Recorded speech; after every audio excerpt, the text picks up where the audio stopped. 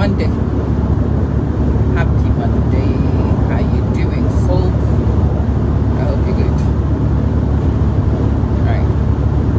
I want to talk to you about the market and how to thrive in the current market. Everybody is saying the same things. We've been saying that. In fact, I've been saying this thing to students since 2008. When the UKBA published changes to the shortage occupation list, when it became quite apparent at that time that STEM was picking up and STEM was the place to be, I was talking to a lot of young people about unpredictable markets and the fact that they needed to do certain things to shock-proof their futures. I remember using that term, shock-proof. Yeah, Adeni, how you doing? Well, that needs to be said to adults now. We all need to shock-proof our futures because a lot of our jobs are on the line. A lot of our careers are disappearing. 5 years ago, the people who made the most money from me in my business were copywriters. And you had to find them on these freelance platforms, and they were so annoying to work with. The copywriters and the ghostwriters alike, all the writers, but especially the copywriters. They were in demand. Everybody needed them to write the ads and to work on the promotionals. They knew the psychology of the buyer and they knew how to write these things that could get you results, and so they charged you through the roof. You had to pull through your nose to secure one of these. Nanefia, how you doing? And I ended up working with quite a few copywriters. Now I can tell you for sure I do not work with a single copywriter. Why? Because I have AIs that do the writing for me. I am very good, Bismarck. Good morning. I have AIs that do the writing for me. And yeah, if you talk to a lot of people who are copywriters, and Esther, they will tell you that it is nearly impossible for them to remain profitable. The money from copywriting is gone. The whole copywriting gig is gone. It's not that people don't need copywriting. People do need copywriting, but nobody pays a copywriter to do it anymore. We get copywriting done more efficiently, much cheaper, quicker through the new means. So imagine if you were a copywriter and you were just settled on being a copywriter and the market changed this way. Joshua, I am always here. Welcome back. So this is where the secret is. This is what I want to share with you. Some of the people who were copywriters for me have already rebranded and they are back in touch with me offering other things. I know one who has gone into a similar line of business to what I do, and they reached out to me to say, hey, I used to work with you as your copywriter. You know what has happened to the market. I am stepping into what you did and we are not in the same jurisdictions. I would appreciate any add-ups that you can give me. And I'm like, cool.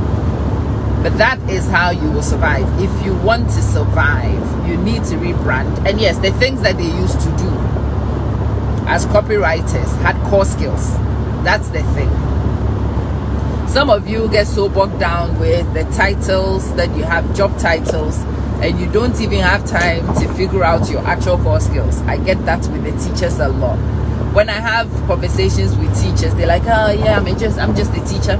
I just teach. And I'm like, honey, no, you are not just a teacher. As a teacher, you are diplomat extraordinaire. You work with teenagers and you get teenagers to do, listen, that is diplomacy at its core. You work with other people's untrained children and you find ways to get them on board. You as you are organization, to be able to plan your lessons, mark your lessons, get your scores and everything in at the same time, you have to be incredibly organized. You have superb admin skills because especially the way teaching has become now, you use all these systems, you know how to app smash, you have core admin skills, you can be a VA, you can be a project manager. Being a project manager as a teacher is a walk in the park.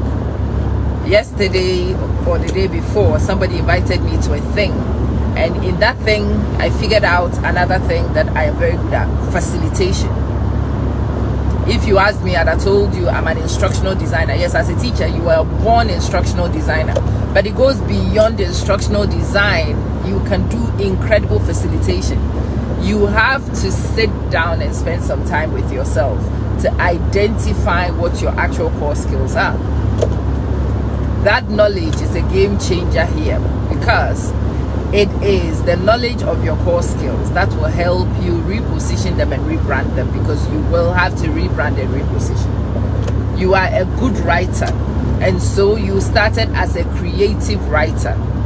After a while, when nobody wanted creative writers, well, you needed to scale up a little bit and become a copywriter. You learned how to be a copywriter. Well, now authorship has blown out because of this AI thing. Authorship is now all over the place. Well, you need to start becoming an author's coach. You need to be something else. There are other dimensions that you can add to just the experience you have as a copywriter, as a supreme copywriter. And you would be able to reposition yourself in the market in so many different places. The people who learn how to rebrand, those who learn how to reposition, those who listen to the market and feel where the market is going and position themselves where the market is going, are the ones who will survive. Those who are stuck at a job title, I am a copywriter, and if there is no copywriting coming, you are stuck at being a copywriter, well, you are going extinct. You are going extinct because the market is not waiting. The market is so volatile, it's not even funny. I was a content creators coach,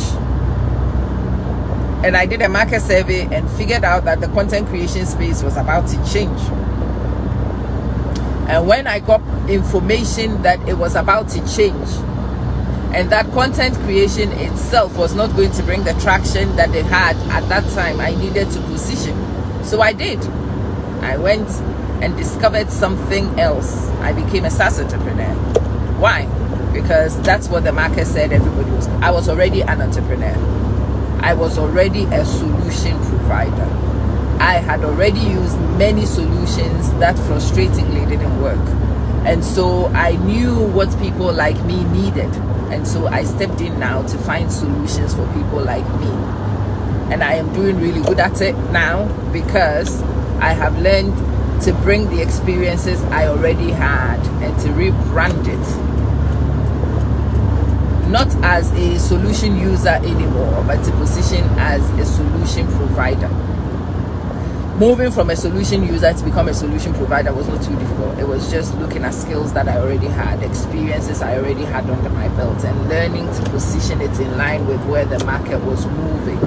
That is how to survive and thrive in this current dispensation, because things are constantly moving and will continue to change. Your job is not secure. I have a friend who qualified as a general practitioner, as a physician in 2020 during COVID, and has never found a full-time job ever since. 5 years after all the time to become a medical doctor, he hasn't found a full-time job. Even here, he cannot find a full-time job. Why? He's a generalist. Why? People are not looking for a lot of generalists, because now with the systems people have, generalists can see many patients.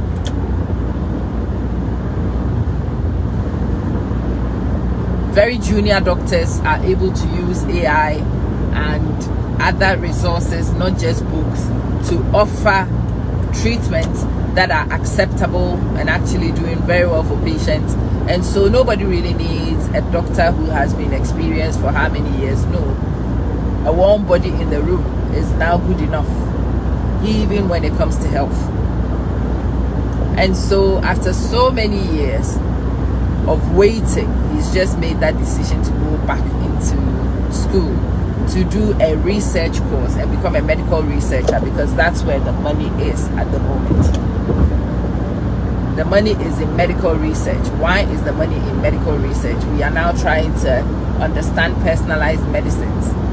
We are trying to Khadija, how are you doing? Linda, how are you doing?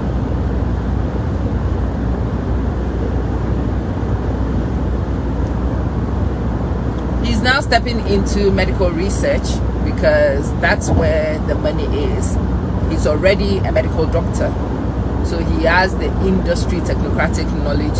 He just lacks research experience, so he needs to go and earn his stripes as a researcher and find something else to do. That is what the survivors would do. In fact, he should have done that a long time ago. Sitting for 5 years with a wife and children and occasional sporadic employment is soul destroying. It is. It is soul destroying to one's ego, but it is even more crushing to one's financial standing.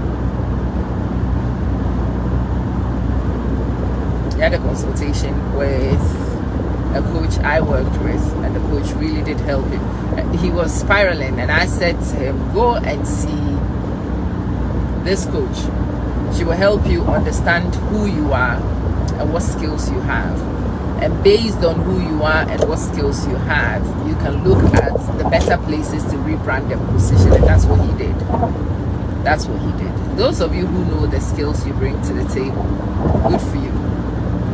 You can now move on to stage number 2. Stage number 2 is all about identifying your skills and matching them to priorities of the market. You've got to know your skills first. Those of you who are only, I'm just an accountant. If you knew the executive skills you have as an accountant and the things that you could do with those executive skills, you would position so much better. I am just a medical secretary. Well, admin is your game. But anyway, if you do not know what your core skills are, this is what I recommend you do. You go and find a good coach who will help you identify what your core skills are. They are called skills identifiers. You want to find a really good skill identifier who will listen to you and will send you home with a long list of skills and experiences that you do have. The skill identifier may not necessarily be able to take you to the next stage. They just help you to identify what you have. Then you go and do a market survey. I suggest you do a market survey to understand what the market is doing, especially to look at the forecast. If you look at the forecast, it will tell you what is likely to happen. Everybody is now forecasting AI to move in crazy places and for certain elements of AI to be left behind. I mean, those of you who are still prompting on ChatGPT, you know that we are all laughing at you because AI has moved on from just ChatGPT. AI has now moved on to become so many other things. And so off the back of that one, those who do the market surveys would know the direction in which AI is likely to go. Then you sit down with your skills and you ask yourself, how would my skills help me to leverage this movement, this traction in the AI development? We are moving from just teaching core AI skills into using AI to become autonomous in certain things. Okay, fine. What skills do you need to be able to step into this domain and to position to benefit? If you knew how to code, that would be wonderful. But even if you don't know how to code, there are certain parts of this thing which does not require coding. You need to understand those things, and especially if you have skills in those areas, you need to position in those areas to take advantage.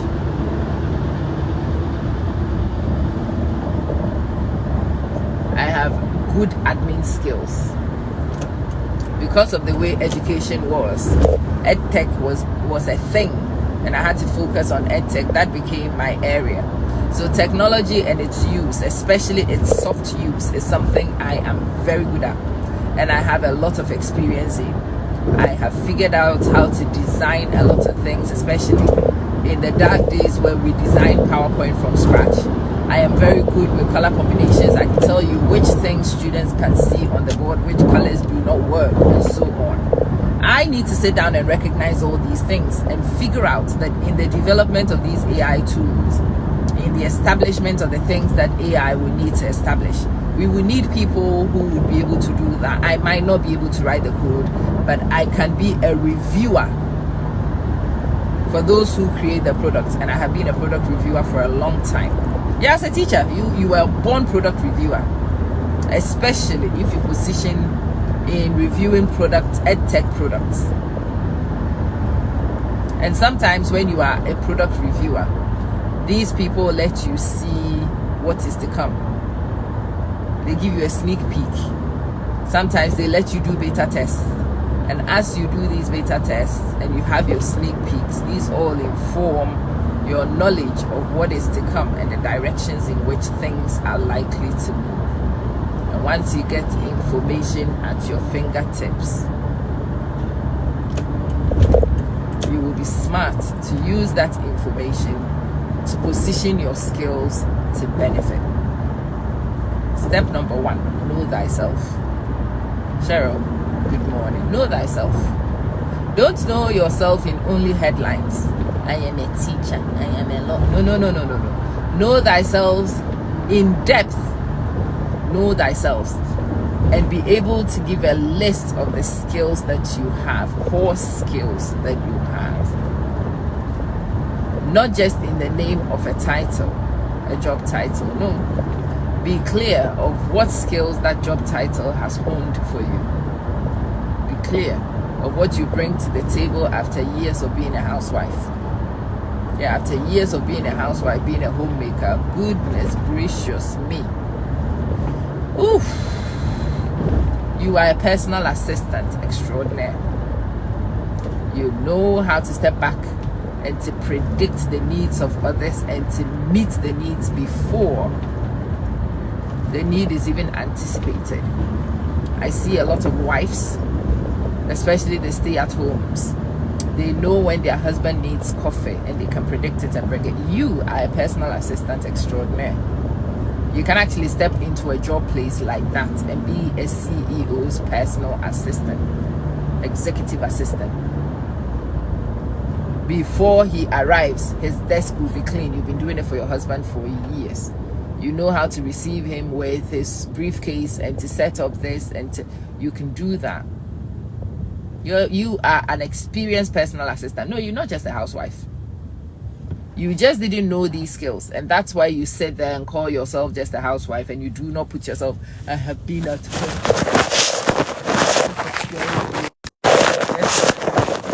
Find something to do now that he has moved on. Honey, he has trained you so well that you can step in and be somebody's assistant immediately. No, you will have no problems meeting the demands of how many people. You have been serving your children and your husband wholeheartedly.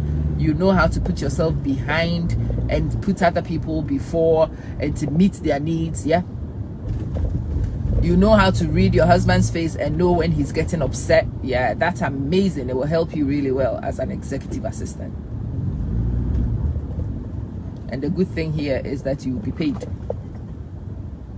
You will be paid well for doing this. And very soon, I'm telling you this also from experience, because that's what this friend of mine is now doing. After being a homemaker for so long, with a master's degree, she was convinced to go and be a homemaker. And then after a while, guess what?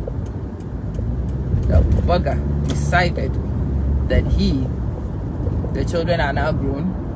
He doesn't require a homemaker. And in fact, he can upgrade to a new model. So he did. And left my friend reeling. And that was her thing. Being a housewife for so long. I left the workforce so long ago. I have no skills. No, honey, you have skills. You have skills. There used to be 3 executive assistants for this person she works for at the moment.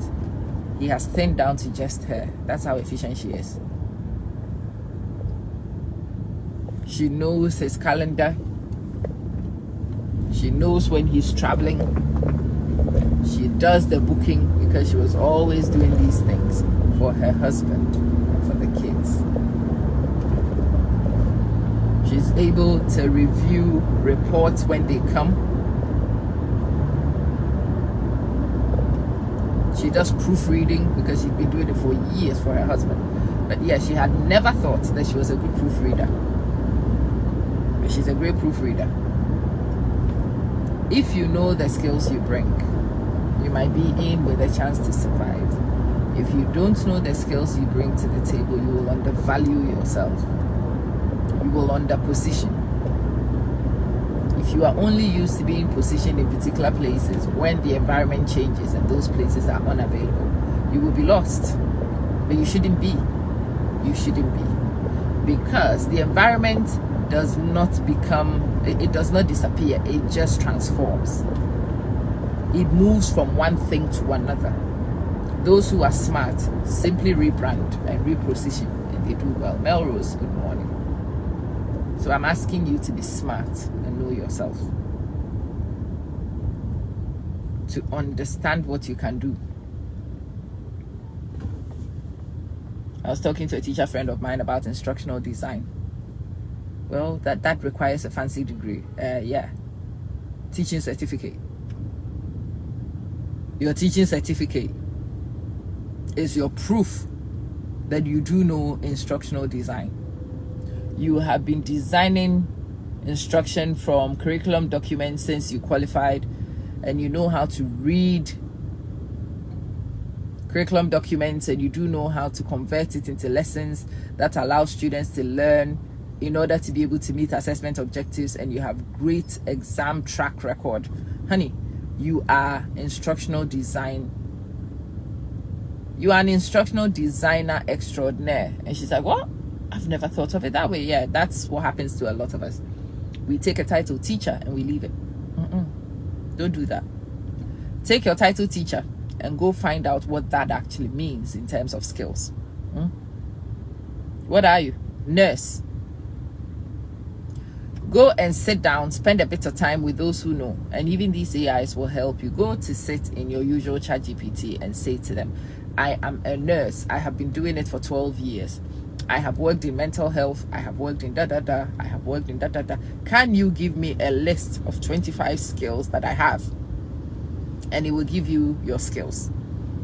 And if you like, you can ask, can you match these skills to new employment opportunities in the current dispensation? And it will give you. And you will be surprised.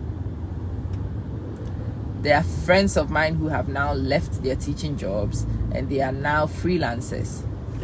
They do remote work. When I started talking to you about moving to Portugal, it was me who brought up Portugal. Like, 2 of my friends have already moved to Portugal as digital nomads, and all they were teachers too. They were not even core subject teachers. They were teachers in allied subjects that are always volatile. And yeah, they have just moved.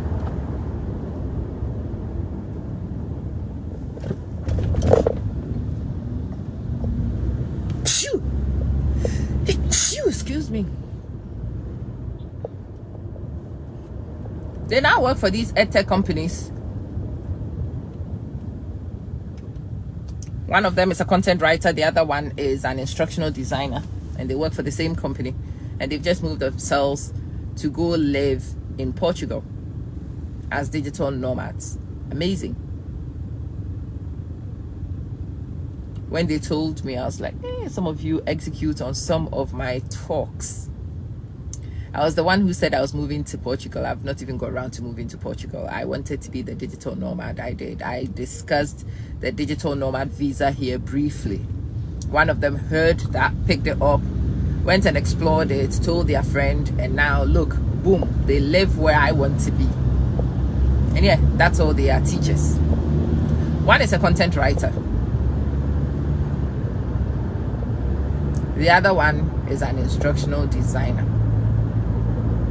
I know people who are assessment associates who have now left full-time jobs in order to go be assessment associates for multiple organizations. Yeah.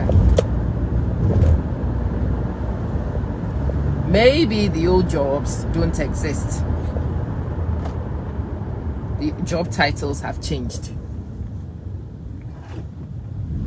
But really,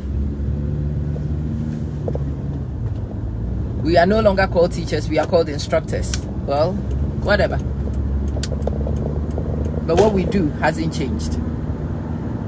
We help people to take on content and to develop skills. Whether we call you a facilitator, an instructor, a teacher, yada yada yada, well, you are one and the same.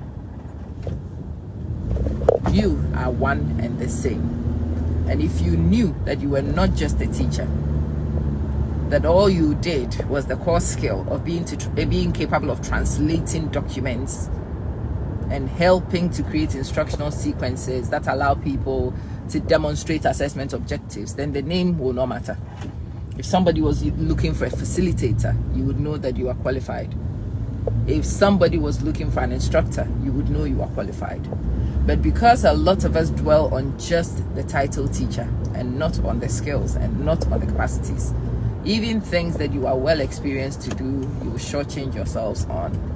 And that's why I felt the need to have this conversation with you this morning. I hope that in my conversation with you, you have figured out that it is in your interest to understand who and what you are, to know exactly who you are at the core, so that you don't shortchange. You know exactly what you bring. And you can position yourself accurately. Anyway, I have arrived. I need to go and serve. So let me go and do that.